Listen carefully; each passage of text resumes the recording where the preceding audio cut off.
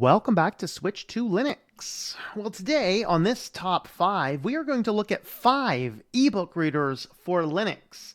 We're going to look at briefly the pros and the cons of each one of these, which ones I would want to use if I were using a desktop computer to read books, which in reality I don't. I do use a tablet or a smartphone for doing ebooks. I do management of ebooks, and I might open one up to scan through it, but I don't actually sit down and read a book on a computer screen.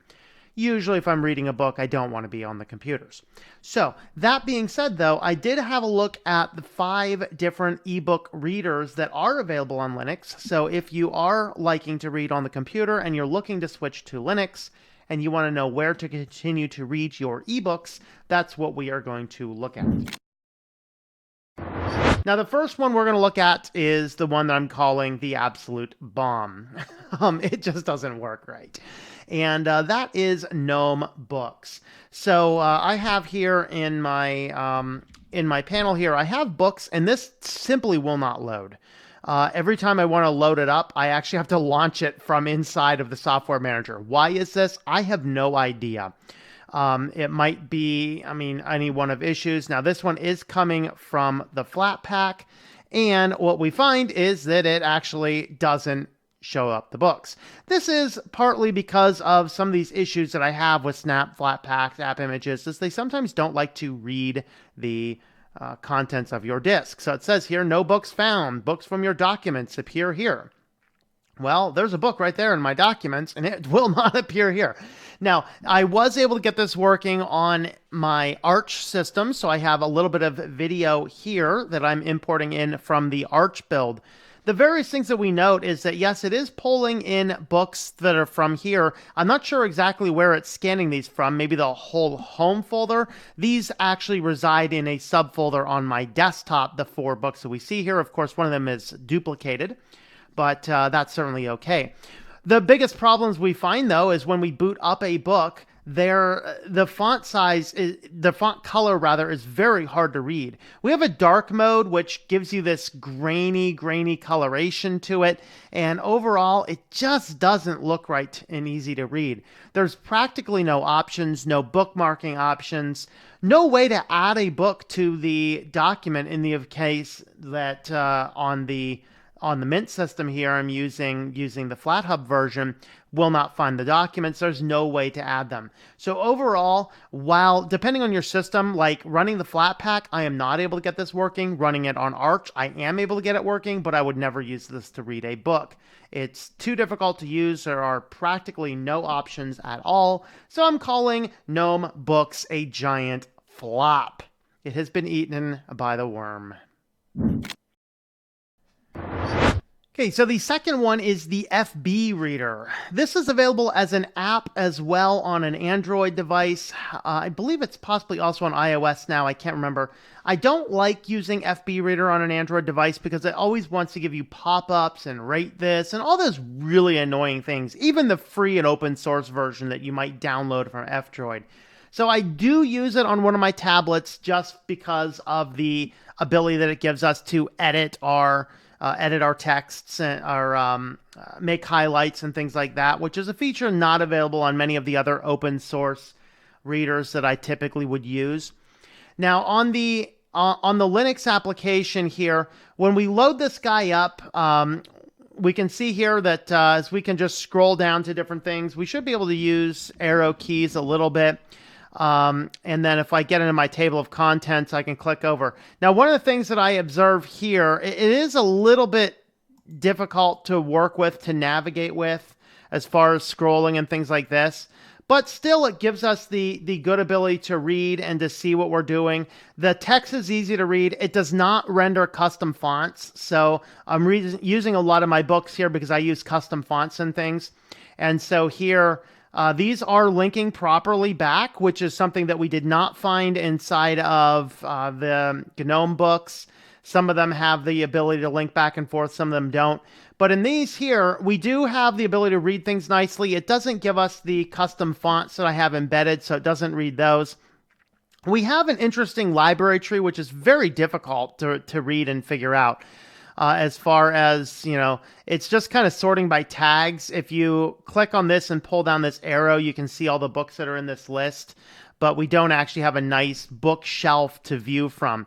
We can easily add any books to our system here. So this is, of course, going to wherever we're going to, so I can navigate in. If I want to go to the whole Calibre library here, I can do this and just add the books like this. So there you go. Now that's going to appear in the list. And again, if I want to go back to maybe the desktop where I was before, I can just find my desktop. I have a bunch of books sitting on my desktop here, so I can add any of these books that I want to as well. They will all appear here. So we also have the ability here to go to network libraries, which I don't have any set up here. Here's our basic table of contents for the book here. So it does have a full feature-rich system, and we should also be able to, I think we have the ability to highlight. Maybe we don't. One of these we have, some of them we do not. So there's dialogue information, preferences, rotating the text. There's the about. Yeah, it actually looks like we don't necessarily have the ability to make any text things there as well. So if you want to keep your annotations and things, it looks like FBReader is not going to be your book reader of choice on Linux. You can on the Android app. I would say that the Android does work a little bit nicer than it does over here on Linux. But nevertheless, you can easily add your books. You can find the different books that you have. It's a little bit clunkier to use, but overall, it's not that bad. So you can actually navigate through your books pretty nicely. We can, of course, scroll down. I'm just using the arrow keys here or the mouse wheels to scroll back and forth. Looks like we can go between either chapters. I'm not sure exactly what our next and forward arrows are getting us. Those aren't going to logical places we have set up in the ebook. But regardless, FBReader is certainly an option that you have. So our third one is the ebook viewer that comes built into Calibre. So you would get this one by installing Calibre onto your system. And then this one here, you have the ability to open up a new book. It'll give you the list of recent books that you have viewed. Usually you get to this by double-clicking on a book inside of your Calibre library. So if I'm looking at, here's our locations. Let's go here, and desktop, you can see all the books that I have available here. Let's look at iRobot in this case here. So in this case, now we have the book here. We can scroll up and down, and we can actually access everything. Let's go ahead and maximize this guy, see what it looks like on a full screen. So this one here does give us the column breakdowns. If you right-click in the book, this is going to give you your options here. So we can see our table of contents. So here is the various things inside the book. So this is our basic table of contents. We can adjust our font size, so we can. I would wish it would keep us this, so we can actually go back and forth there a little bit. But you can kind of see. You can adjust in your font size like this. So we actually do have more options as well. Nice and easy to read with. Now we have the ability here, if we right click, we have the ability to bookmark, but we do not have the ability to highlight or annotate. We can create new bookmarks. So if we just go, reason, we don't have the ability to save where we are, but if we're actually at some little spot, we double click on our bookmarks, it'll take us back to the page we were on. Again, it does not highlight exactly the location. It takes us to the general page we were on, but at least it gives us an option. We can look up and search for a word, which is good. We have, here's our bookmarks, reloading. Of course, the bookmarks are saved in the file on the computer. Here is the colors layouts, page layouts, color layouts. So there actually are a number of things that we have. So here's your styles, headers and footers, font choices. So you can choose your various fonts that you have.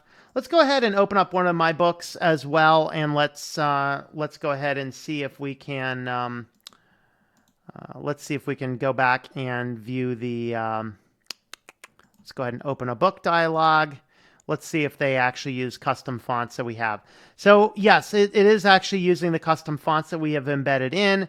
The linking does appear to go back properly to the different locations, so that is good. I do use a custom font for the subheadings here and for the chapter titles. So it is actually using the embedded fonts that we're doing. So that's actually quite nice. Let's go back and open another book again. And let's go with desktop, and let's go... This one actually has some nice fonts that I use. So yeah, these fonts are actually using very nice font systems here.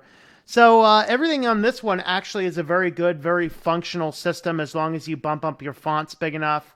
If you make it a little bit smaller, that's going to be a little problematic. Let's go ahead and get rid of our bookmarks panel and increase the size a little bit. So here we make it a little bit smaller. We have single columns, so you can adjust it easily to get the reading size that you want. So overall, it seems to be a very nice e-reader. So this is the ebook reader that comes with Calibre. So the next one we're going to look at is Bookworm. This is one of two kind of more independent systems that do seem to do a little bit better job on some fronts as far as being able to edit and add and manage. So this one here, we have a very nice screen where we are actually, what's this unknown book? I don't know. Not sure what the unknown book is. Oh, okay, that's Happy Holidays. I'm not sure why it's showing up as unknown there and working correctly over here. That might just be because it's using an old version or something. If we click on this guy, let's see if we can actually delete a book from here or not. I don't know. Right click. I can edit the image. Yeah, I can't seem to figure out how to delete a book in this one. But anyway, we do have a nice list. This is probably just the more recent list of what we had. So we can go with a list. We can go with this view here. You can add a book by clicking on the plus down at the bottom. And so let's go ahead and add, I don't think iRobot's in here. So let's go ahead and add iRobot to the list. So now we have that. Here's this. In theory, okay, there we go. So there, if I select this guy, now I can delete a book. Okay, so if you hit the check mark down here, you can select a book and then delete it from the library there. All right, so let's go ahead and have a look at a book using Bookworm. So this one here, you'll find that this one is very closely matched to the iBooks that you might find on a Mac computer. As far as how it seems to work pretty well. So these guys down here are going to the different chapters, and then I can scroll up and down with this using the arrow keys or the scroll button. The arrows here navigate chapter to chapter, which is very nice. And of course, we have the font settings. So again, this one here is very closely matched to something like you'll get on your iReaders or even maybe your Kindle. We can really adjust what we're doing with the various texts. We can leave bookmarks up here by having bookmarks. And then this guy here, I believe we can see bookmarks. We can see search results, annotations. We can look at word meetings, going back to the main table of contents. Okay, we also, I believe, have the ability here to annotate with selected text. Let's just call this reason.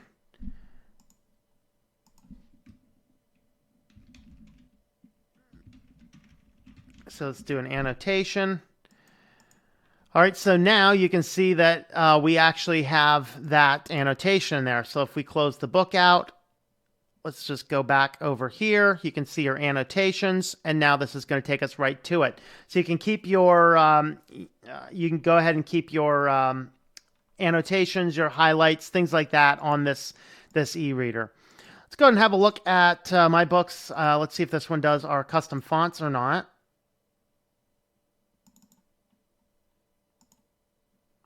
Okay, we'll load up this one. Not sure why the other one's not loading. Let's go ahead and we're going to check this. We're going to remove this book. I don't know why that's not allowing me to remove anything. So interesting. Let's go ahead and just re-add the book. So add the book from the desktop, and we're going to go into Happy Holidays. There we are. Let's go here, table contents. So yeah, we are getting our fonts. It does make our my H tag is a little bit small, but that's okay. It is using custom fonts. So this guy here is very nice. So I'm saying so far, Bookworm is by far the best of the ones we have. We can turn on or turn off dark modes easily like this. We can enable cache. We can always show the library on startup. Otherwise, it'll go back to the book we had. Here is the 2-page reading. Again, very, very similar to what we find on the iBook reader in the Mac. So if you're looking for a comparative to that, this one is by far the best ebook reader we've looked at so far. So this one is called Bookworm. And our last one we're going to look at is Foliate. And I didn't even know this one existed until today. One of the downsides I see is there's not a specific library that we have. We can continue reading, which is going to load up the last book that we had. You can see here that we do have an annotation here. So it does support your highlighting, which is excellent. We have our annotations. We have our bookmarks. We have our table of contents here. We can search for any book, any word inside the book. And let's go ahead and have a look at our preferences. Here's our basic theme. So you can enable a dark mode for it. You can invert the colors. Let's go ahead and do this. You can go with your backgrounds. Here's your dark modes. Let's take off the dark mode there.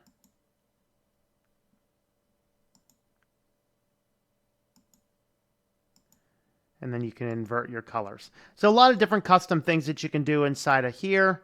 Here's with yours, when a word is selected, you can look up in a dictionary, look it up at Wikipedia, you can highlight it. A lot of automatic things that you can do inside of this one. You can use the sidebar, which will display table of contents, annotations, and sidebars, and you can open the last file on your startup. Let's go ahead and do this one, and then we'll go ahead and restart Foliate, see what it does. Said I just found this one today. All right, let's go ahead and continue reading. So it doesn't appear as though it did anything. We were supposed to have a sidebar there. Okay, I guess we can do that for, that's I think what it is it gives us the ability to keep the sidebar there. All right, so if I wanted to go and open up another book at this point in time, it does appear as though I would actually need to close it down and reload it. So that's kind of a downside, that we can't go back to the main library, and we don't actually have a library function. Let's go ahead and open up this one that we've been testing with here. So here is the sidebar, which we can toggle on or toggle off the sidebar. Let's go down to this one here. So you'll see here that this one is actually not using the custom fonts that we have. So as we're reading through it, if you're wanting to use, you can look at the custom fonts the authors put in. This one does not do that. It does do everything else, though, quite nicely. So here is our annotation. So this is actually functioning very much like the Kindle does, where we can click on the annotation and just view the annotation without actually leaving the page. That's very nice. That's actually something we should test out in the Bookworm, see what that one does as well, because that's actually a really nice feature. Again, though, if I want to highlight something, I can highlight it. And then here I can highlight, I can look it up, translate, copy. So a lot of different functions that I can do. All right, let's go ahead and have a brief look at Bookworm again. I want to see how they handle the annotations. That's something I did not think to do.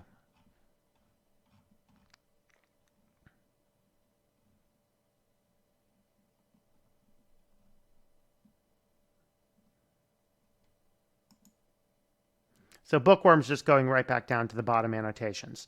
So that's an okay, that's acceptable. It's especially they'll go back and forth if your ebook is done right.